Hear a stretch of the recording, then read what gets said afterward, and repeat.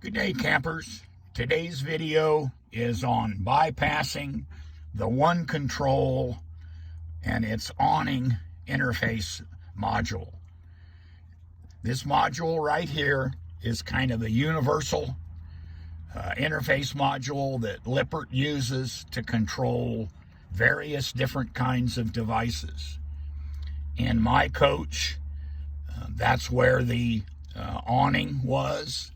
If you'll notice this green wire, this is the light for the awning, and these two screws is where the two motor wires were going up to the awning on the outside of my coach. What I've done is I've removed those two wires, added two wires to it. That's this blue and yellow wire. Those travel up through the wall to the cabinet where I've installed my awning control switch. You also need battery plus and battery minus. Minus is all, what's referred to as ground.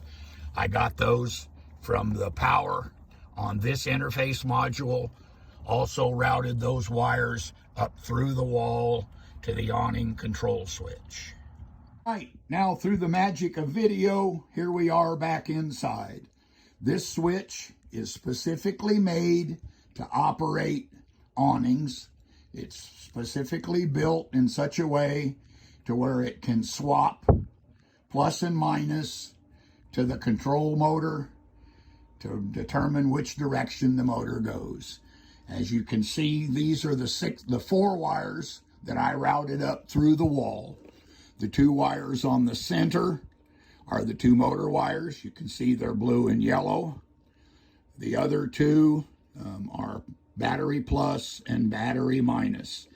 The way this switch works is if you push the momentary one way, one side of the motor is plus, the other side of the motor is ground. If you push it the other way, then the power to the motors is reversed. Fairly simple process. The hardest part is routing the wires.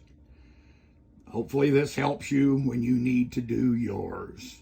And as always, remember to like and subscribe.